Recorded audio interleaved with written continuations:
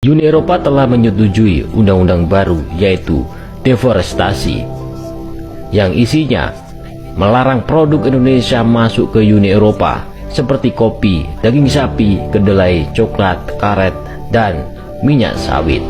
Namun Uni Eropa hanya memperbolehkan biji nikel dan bauksit masuk ke pasar Uni Eropa karena Uni Eropa sangat membutuhkan nikel dan bauksit.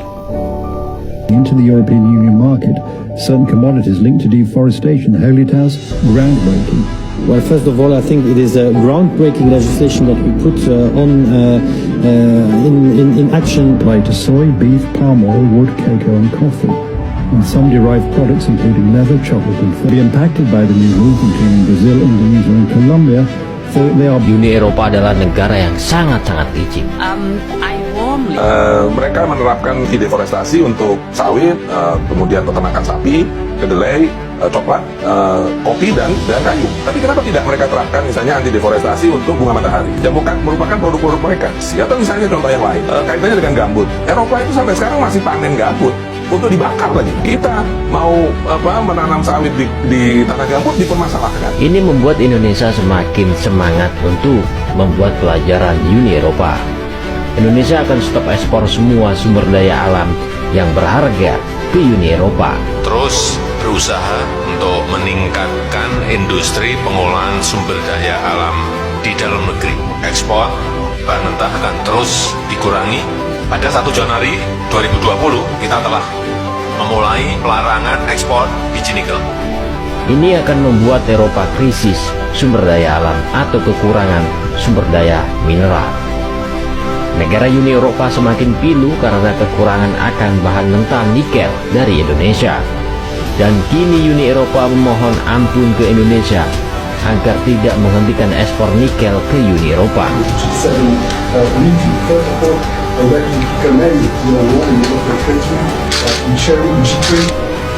Ada banyak negara yang tidak setuju jika Indonesia mengelola sumber daya alam di dalam negeri sendiri, seperti negara Barat yang selalu mendukung Uni Eropa mengeruk sumber daya alam Indonesia dengan perdagangan yang tidak adil atau perdagangan secara paksa, atau memaksa Indonesia menjual sumber daya alam ke Uni Eropa dengan harga yang murah. Namun ada beberapa negara yang akan bergabung dengan Indonesia, yaitu negara Rusia.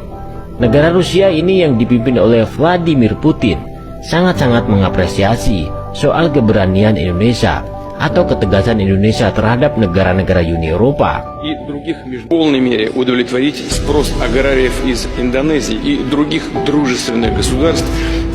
Rusia dan Indonesia bersatu untuk melawan tekanan atau paksaan dari negara Uni Eropa, yang mana negara Uni Eropa adalah musuh bagi Rusia saat ini.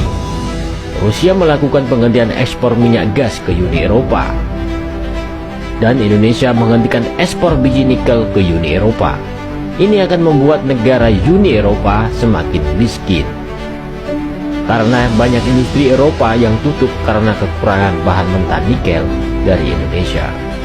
Dan ada banyak warga Uni Eropa kedinginan karena kekurangan minyak gas dari Rusia.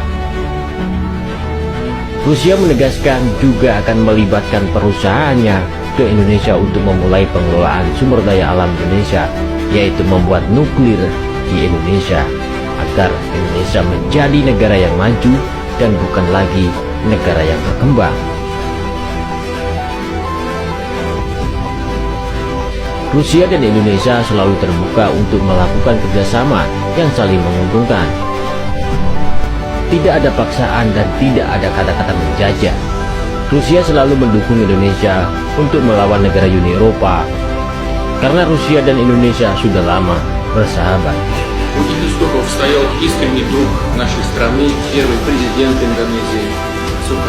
Jokowi menegaskan ke Uni Eropa bahwa Indonesia tidak takut dengan negara penjajah, khususnya negara Uni Eropa. Indonesia akan tetap terus melakukan hilirisasi sumber daya alam di dalam negerinya, dan dengan tegas Jokowi akan membuat Uni Eropa bergantung kepada Indonesia. Tak hanya nikel, Indonesia juga menghentikan bahan mentah bauksit ke Uni Eropa, yang mana bauksit ini bisa digunakan menjadi bahan aluminium. Indonesia memang kaya sumber daya alam biji bauksit. Bauksit nantinya akan dikelola di dalam negeri menjadi bahan aluminium.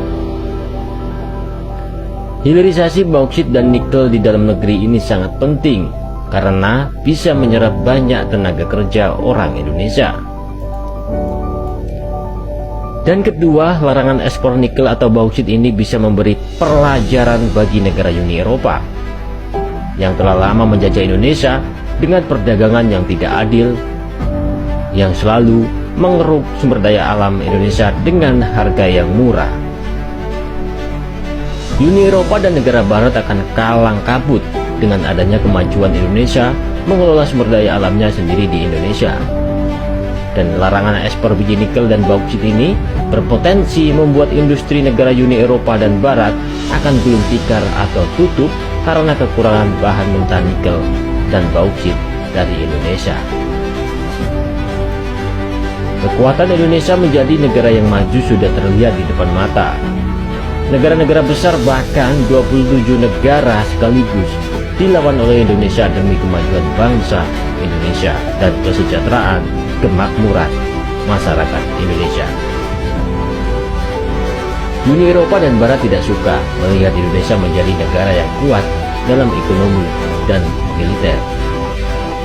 Seperti diketahui, Indonesia memiliki cadangan harta karun dari berbagai komoditas, salah satunya nikel. Bahkan cadangan nikel di dalam negeri menjadi yang terbesar nomor 1 di dunia. Nikel merupakan salah satu jenis logam dasar yang digadang-gadang jadi komoditas masa depan. Nikel merupakan salah satu logam hasil tambang yang digunakan untuk berbagai keperluan. Artinya bahan mentah nikel sangat berharga bagi dunia dan direbutkan oleh banyak negara. Kita patut bangga karena Indonesia memiliki cadangan nikel terbanyak nomor 1 di dunia. Kebijakan penghentian untuk menghentikan ekspor biji nikel bukan tanpa pro kontra. Uni Eropa yang bergantung pada pasokan nikel dari Indonesia langsung membawa masalah ini ke Organisasi Perdagangan Dunia yaitu WTO.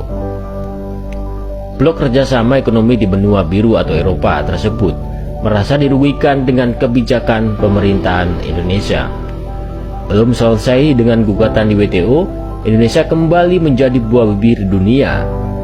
Pasalnya, Indonesia akan kembali melarang ekspor salah satu harta karun Indonesia, yakni bauksit. Gugatan Uni Eropa atas pelarangan ekspor nikel nampaknya tidak membuat Jokowi gentar atau takut.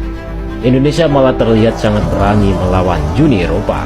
Kita negara besar dengan negara-negara Eropa. Kita juga tidak menunduk-nunduk. Di sana negara besar, kita juga negara besar. Saya salaman juga. Pasalnya pada Rabu 27 Desember 2002, Presiden Indonesia kembali resmi mengumumkan akan melarang ekspor mineral mentah berupa biji bauksit yang akan dimulai pada Juni 2023.